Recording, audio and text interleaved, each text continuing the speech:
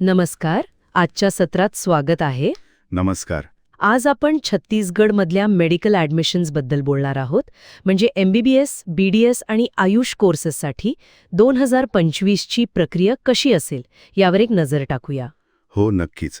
आपल्याकडे जी माहिती आहे म्हणजे वेळापत्रकं, कॉलेजेसची लिस्ट, फी स्ट्रक्चर, नियम या सगळ्यांवरून आपण एक सविस्तर चर्चा करू शकतो. बरोबर.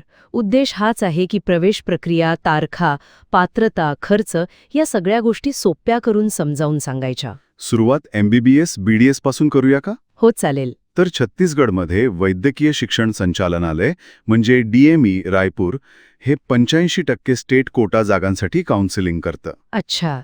DME रायपूर. आणि बाकीच्या 15% जागा?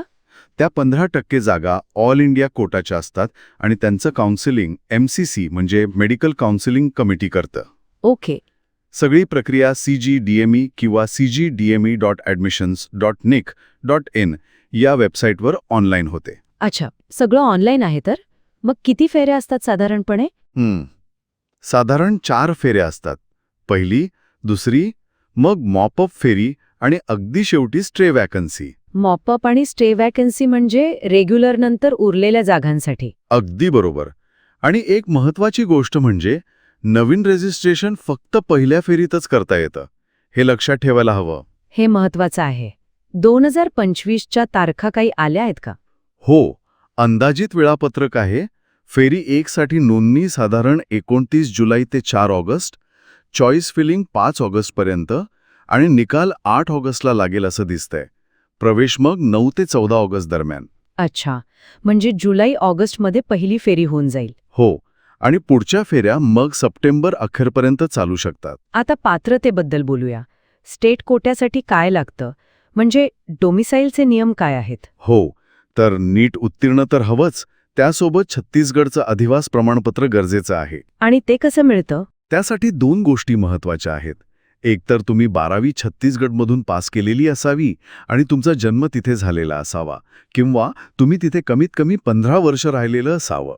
अच्छा, म्हणजे 12वी तिथे आणि जन्म किंवा 15 वर्ष वास्तव्य. हो, यामुळे काय होतं की शासकीय म्हणजे गव्हर्नमेंट कॉलेजेसच्या 85% जागांसाठी छत्तीसगड हे बंद राज्य म्हणजेच क्लोज स्टेट आहे. बंद राज्य म्हणजे फक्त छत्तीसगडचे विद्यार्थीच अर्ज करू शकतात त्या जागांसाठी. अगदी बरोबर.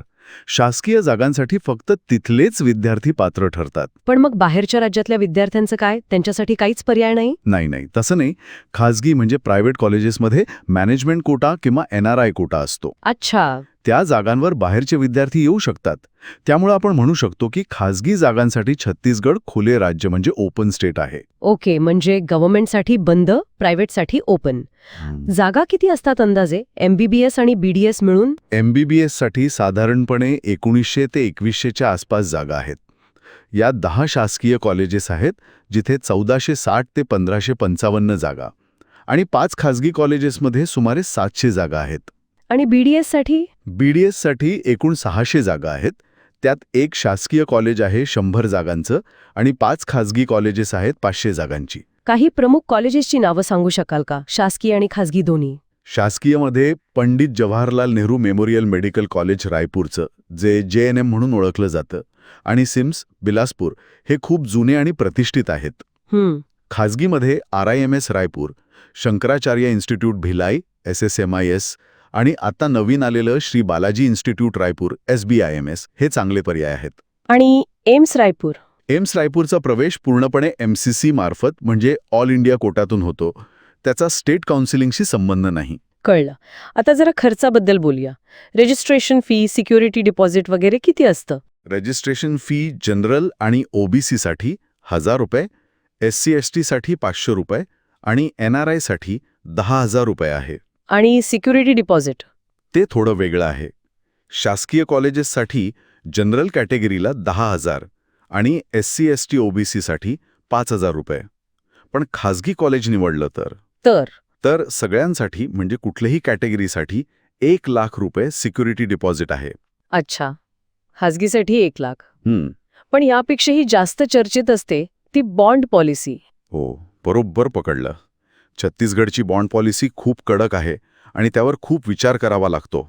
काय आहे नक्की ती पॉलिसी? जर तुम्ही शासकीय कॉलेजमधून MBBS किंवा BDS पूर्ण केलं तर तुम्हाला 2 वर्ष ग्रामीण भागात सेवा करावी लागते. आणि नाही केली तर खूप मोठा दंड भरावा लागतो.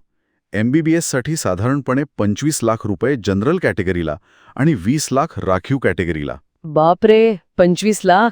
हो, आणि BDS साठी हाच दंड 5 लाख जनरल आणि 4 लाख राखीव आहे. इतकंच नाही तर तिसऱ्या फेरीनंतर जर तुम्ही सीट सोडली तरी हा बॉन्ड लागू होतो. अच्छा, म्हणजे सीट सोडण्याचा दंड पण आहे तोच. हां, खूप मोठा निर्णय आहे खरंच. नक्कीच.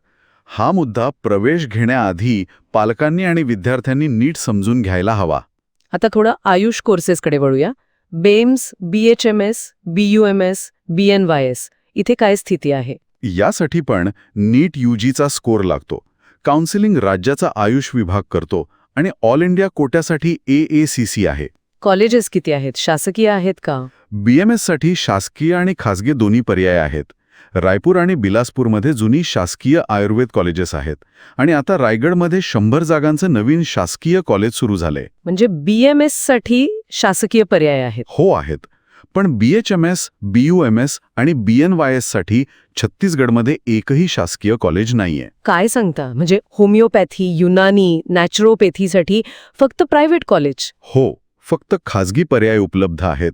उदाहरणार्थ रायपूर होमिओपॅथी कॉलेज, मोहसिनी मिल्लत युनानी कॉलेज किंवा श्री लब्धी विक्रम आरोग्यम संस्थान BNYS साठी.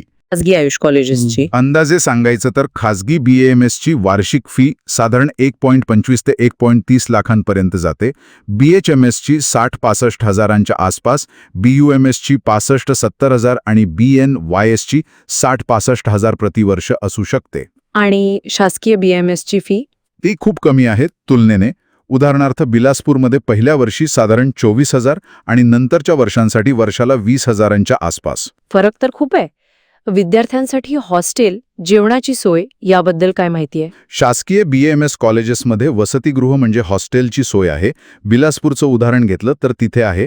त्याची फी पण खूप जास्त नसते, साधारण 10-12 हजार पहिल्या वर्षी आणि नंतर कमी होत जाते. ओके. प्रवेशावेळी अँटी रॅगिंगचं प्रतिज्ञापत्र लागतं. जेवणासाठी साधारणपणे मेस असते, पण ती सोय प्रत्येक कॉलेजनुसार बदलते. प्रवेश प्रक्रियेत अजून एक महत्त्वाचा टप्पा असतो, चॉईस फिलिंग आणि लॉकिंग. अगदी बरोबर.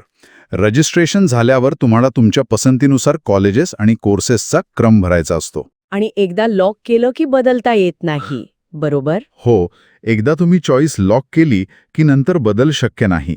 त्यामुळे हा निर्णय शांतपणे विचार करून घ्यावा लागतो. वेळापत्रकात त्याच्या तारखा स्पष्ट दिलेल्या असतात. एक प्रश्न मनात येतोय. असं ऐकतो की छत्तीसगडचे काही विद्यार्थी महाराष्ट्रात येतात शिकायला किंवा महाराष्ट्राचे काही छत्तीसगडमध्ये जातात. यामागे काही विशेष कारणं आहेत का? आपल्याकडच्या माहितीत याचं थेट कारण दिलेलं नाहीये, पण काही गोष्टी असू शकतात.